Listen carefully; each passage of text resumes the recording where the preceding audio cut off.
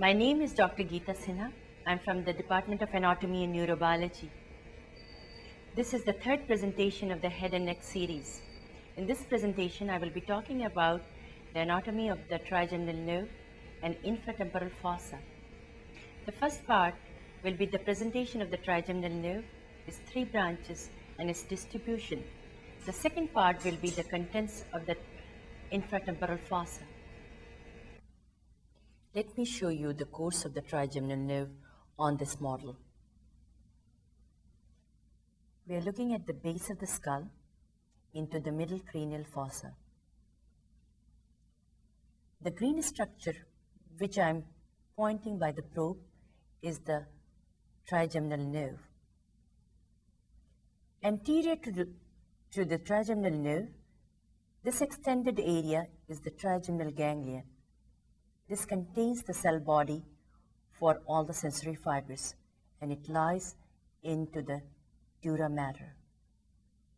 The nerve anterior to it divides into three branches. The first branch is the ophthalmic nerve. The second branch is the maxillary nerve, and the third branch is the mandibular nerve. Let's take the course of the ophthalmic nerve. The ophthalmic nerve, the first branch, leaves the skull and enters the orbit through this long fissure which is known as superior orbital fissure. Let's get into the orbit. This is an anterior view of the orbit. We are going to look at the course of the ophthalmic nerve in the orbit and its branches. The ophthalmic nerve enters the orbit through the superior orbital fissure. This is the ophthalmic nerve coming out from the superior orbital fissure. It gives three branches here. The first branch is nasociliary, which runs onto the medial aspect of the orbit, and this is going to supply the ethmoidal sinuses, part of the mucus of the nose, and cornea. The second branch runs on the roof of the orbit, and then it divides into two terminal divisions, the supratrochlear and supraorbital. Supraorbital leaves through a small opening on the superior border of the orbit, and that is known as superior orbital foramen. These branches from the supratrochlear and supraorbital supply the skin over the forehead and the anterior part of the scalp. The third branch is the lacrimal nerve. The lacrimal nerves runs on the lateral aspect of the orbit towards the lacrimal gland. It supplies the skin over the lacrimal gland. So here we finish the branches of the ophthalmic nerve. Let me show you the course of the maxillary nerve. This is the second branch of the trigeminal nerve. It leaves the skull through a round opening. This round opening is known as foramen rotundum. The maxillary nerve leaves the skull and enters in the pterygopalatine fossa through this opening. So here on the face, I'll show you few of the branches of the maxillary nerve. This is the maxillary bone, and the infraorbital nerve supplies the skin over the maxilla. This is the zygomatic bone, and we see this green nerve which is coming out from there. This is your zygomatic facial branch of the maxillary nerve and supplies the skin over the zygoma. The maxillary nerve also supplies all the maxillary teeth. It supplies the maxillary sinus, the hard palate, and the mucosa of the nose. One of the important points I would like to tell you at this point, the ophthalmic nerve and the maxillary nerve, they lie on the lateral wall of the cavernous sinus. Now I'm going to talk about the mandibular nerve. The mandibular nerve, that is the last branch, leaves the skull through this round opening. I've got my probe into this round opening, which is known as foramen ovale. After leaving the foramen ovale, it enters into the infratemporal fossa. And I'm going to trace this again on the prosection. On this model, I'm going to show you the boundaries of infratemporal fossa. Right now, I'm pointing the region of the temporal area.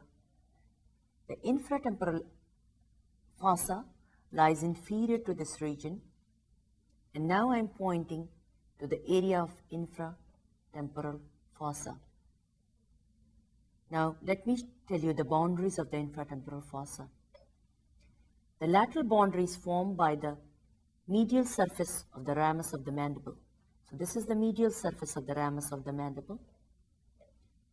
On the medial boundary, we see my probe is showing the lateral pterygoid plate. The superior boundary is formed by the base of the skull. So now, my probe is in the superior aspect of the infratemporal fossa, and now it's traveling down towards the middle and the inferior part of the infratemporal fossa. This region is filled by the muscles of mastication, maxillary artery, pterygoid plexus of veins, and branches of the mandibular nerve. Now I'm going to show you all these structures on a prosection.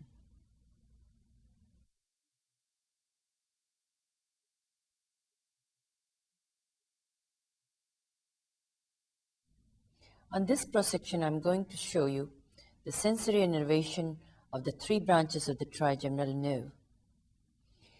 The ophthalmic division supplies part of the nose, the upper eyelid, the skin of the forehead, and anterior part of the scalp.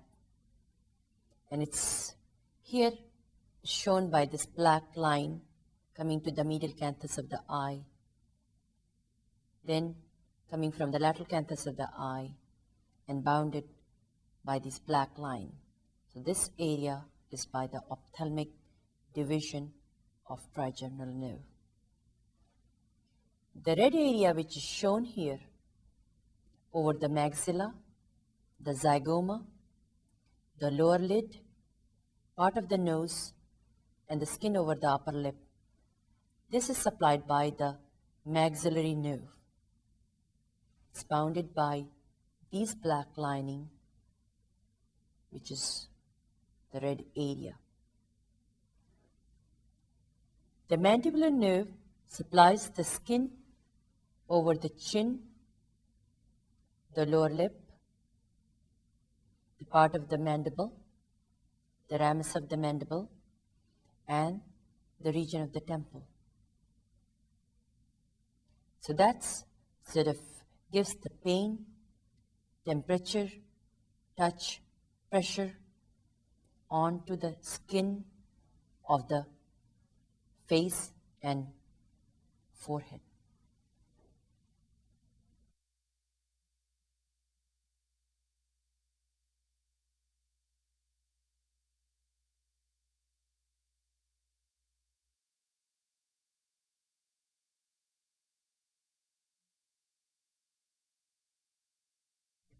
So on this prosection, I'm going to talk about the muscles of mastication, and these are four muscles: the temporalis, masseter, medial pterygoid, and lateral pterygoid. Let me start and show you with the position of the masseter muscle. Now here, this rectangular muscle, which defines the jaw line of a person, is the masseter muscle. These are the anterior border of the muscle, and this is the posterior border of the muscle. The fibers attach to the zygomatic bone, and the lower attachment is over the mandible. When this muscle contracts, it elevates the mandible. So it's a very powerful elevator of the mandible, and especially helps in grinding and chewing the food. The second muscle I would like to show is the temporalis muscle. This is a fan-shaped muscle.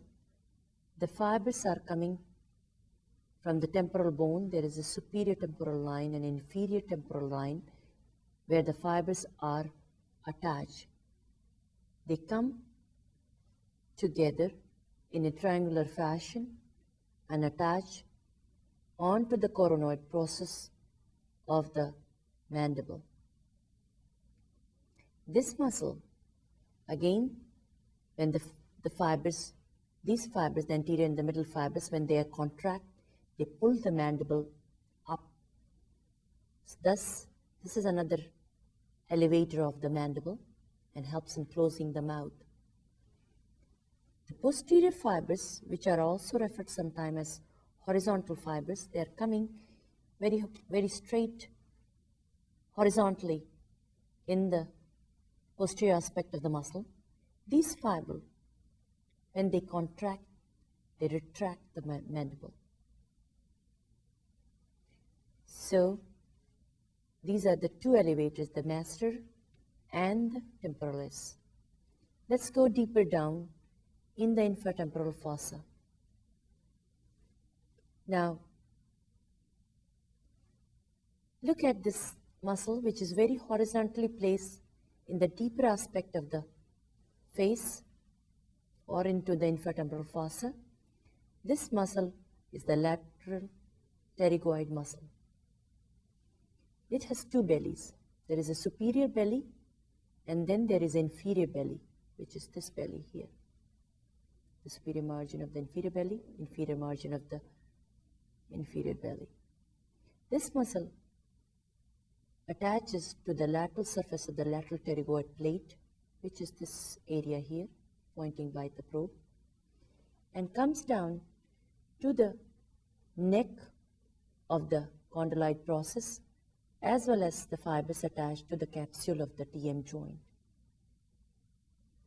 This muscle is the protractor. When it contracts, it protracts the jaw. It also helps in the side-to-side movement.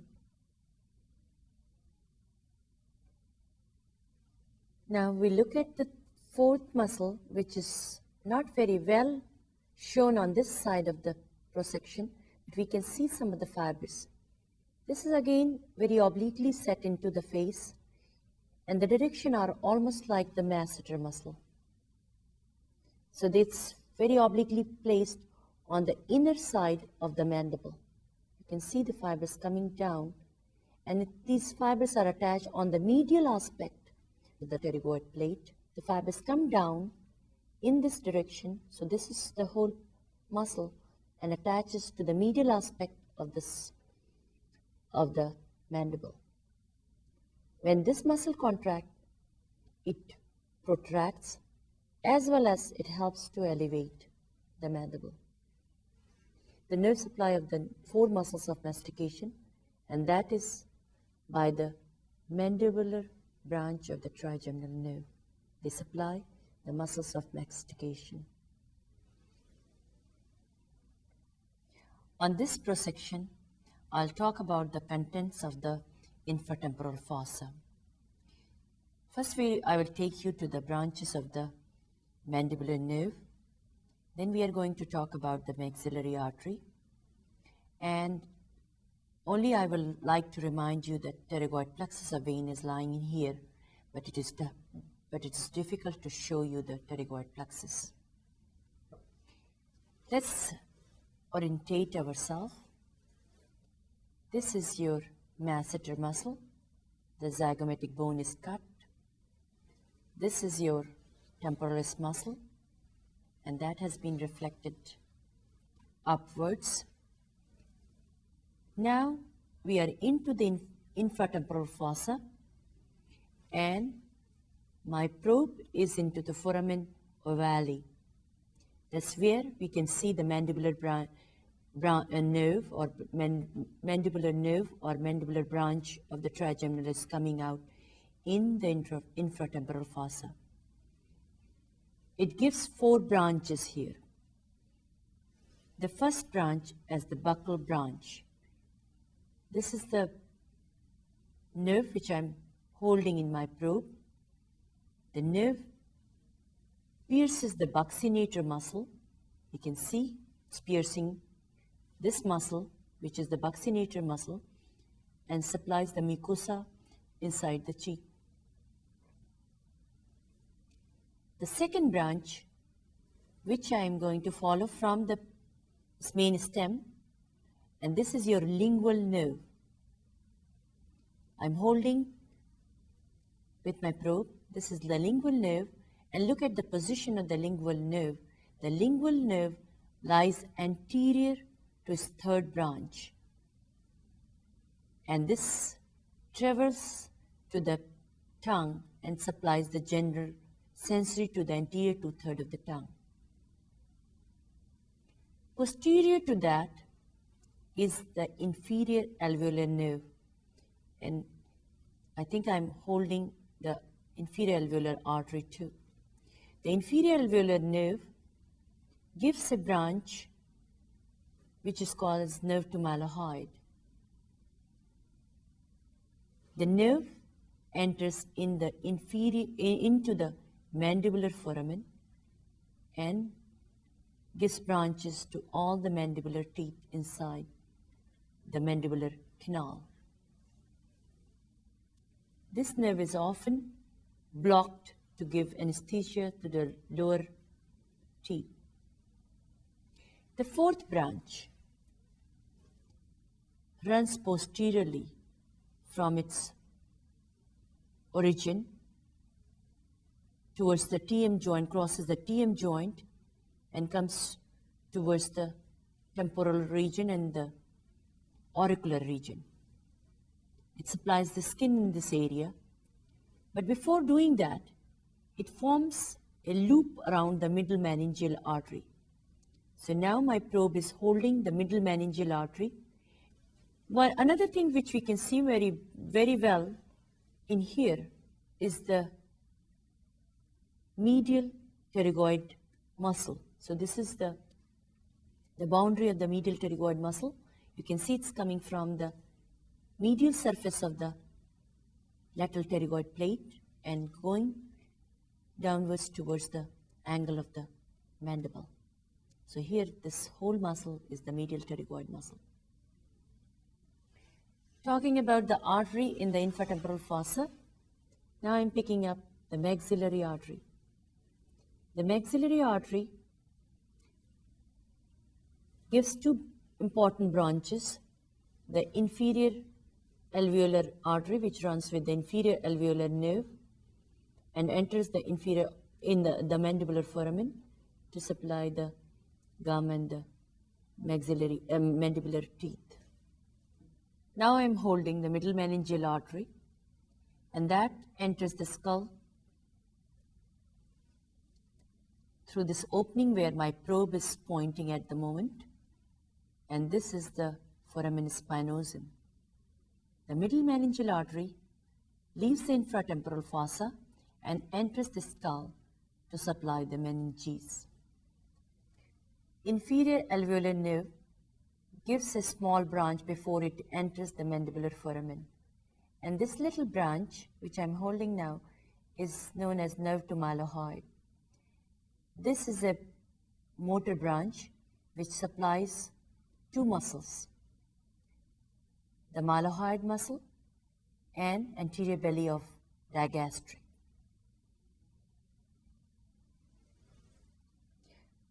Now I will talk about chorda tympani. Now, chorda tympani is a branch of facial nerve. That is your 7th cranial nerve. This branch is given in the middle ear cavity, leaves the skull, and joins the lingual nerve in the infratemporal fossa. The chorda tympani contains the sensory fibers for anterior two-thirds of the tongue and parasympathetic fibers. These fibers travel in the lingual nerve. The parasympathetic fibers then will synapse in the submandibular ganglion and distribute it to the submandibular gland and the lingual gland. The special sensory fibers will go to supply the anterior two-thirds of the tongue. So now we have finished all the contents of the infratemporal fossa. We have looked at the mandibular nerve, its 4 branches, the buccal branch, the lingual branch, inferior alveolar branch, and auriculotemporal branch. We also looked at the arteries in this region is the maxillary artery. We cannot see the pterygoid plexus of vein which lies onto the lateral pterygoid plate and connected to the cavernous sinus and the inferior orbital nerve and the facial nerve. And we also saw the chorda tympani, the branch of the facial nerve, coming and joining the lingual nerve and supplying the 2 salivary glands in this region, the submandibular and lingual gland. I think that completes the demonstration of the infratemporal region.